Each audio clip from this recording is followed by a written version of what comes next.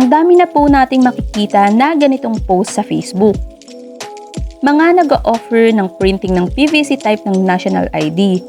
Need lang daw isend sa kanila ang digital copy at sa halagang 130 pesos ay magkakaroon ka na ng PVC type na digital national ID.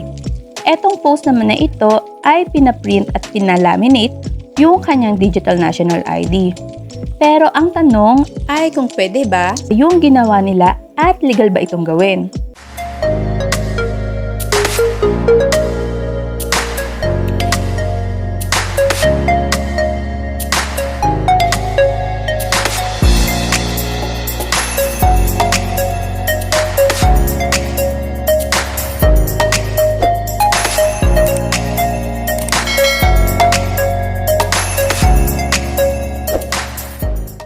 Hi there! I'm HR Leia Jean. Welcome to my channel.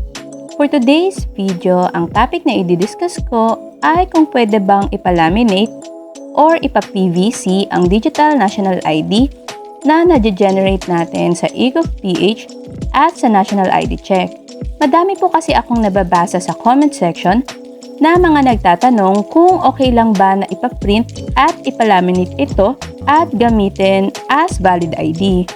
By the end of this video, malalaman natin kung ang pag-print at pag-laminate ng copy ng Digital National ID ay wala bang nalalabag na batas at kung labag ito sa batas, ano yung magiging penalty or parusa nito. Kung bago ka pa lang sa aking channel and interested ka sa ganitong klaseng video, don't forget to like, subscribe, and hit the notification bell para updated ka sa aking latest video. Nung nag-launch ang Philippine Statistics Authority or PSA at Department of Information and Technology or DICT ng digital copy ng National ID, ang dami na po nating makikita na ganitong post sa Facebook.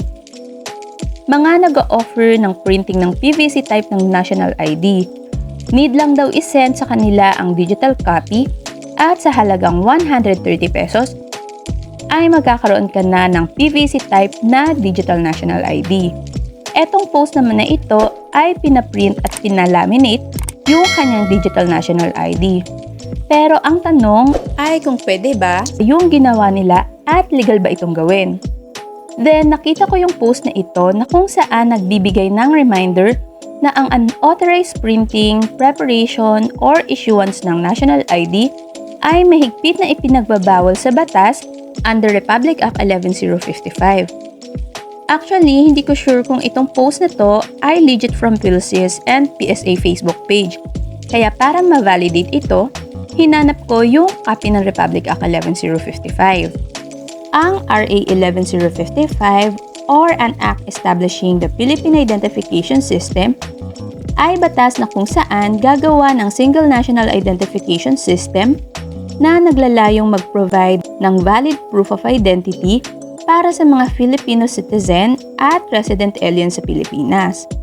Kaya po nagkaroon ng registration sa PhilSys at nagkaroon ng issuance ng national ID na karagdagang acceptable valid ID dahil sa batas na ito.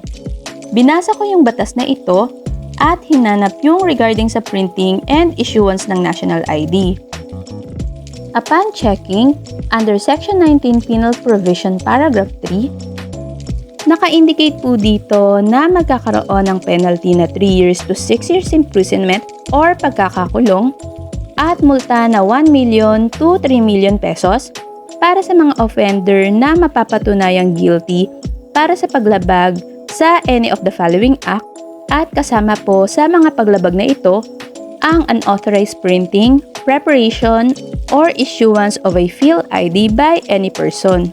Sa madaling salita, hindi po maaaring mag-print at mag-issue ng mga laminated at PVC type na national ID.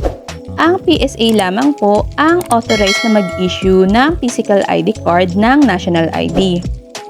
According po sa Philippine Identification System or PhilSys, ang Digital National ID ay hindi po maaaring i-print sa papel or sa PVC card. Ang e-fill ID lang po ang pwede nating ipaprint at ipalaminate. Upon checking sa official Facebook page ng PhilSys, Para magkaroon ng copy ng Digital National ID, pwede po natin itong i-screenshot or i-save sa ating smartphones or device.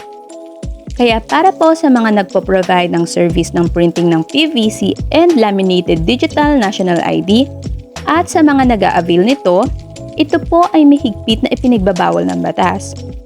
Kaya wag po natin itong tangkilikin dahil ito po ay malinaw na paglabag sa batas. Para naman po sa mga nakapanood na ng aking video kung paano i-download at i-print ang Digital National ID, wag po kayong makonfuse na bawal pala ang printing pero bakit dito sa video na ito ay pwedeng i-download at i-print. May instances po kasi na hihingian tayo ng printed copy ng Digital National ID. At yung screenshot copy kasi ay kailangan pa natin i-edit bago ito i-print. Syempre, hindi naman po lahat marunong sa editing kaya gumawa ang PSA ng printable copy nito para in case na gagamitin natin ito as document. Para sa mga gustong makakuha ng printable copy ng Digital National ID, panoorin nyo lang po yung video ko na ito. Makikita nyo po yung link bago matapos ang video na ito.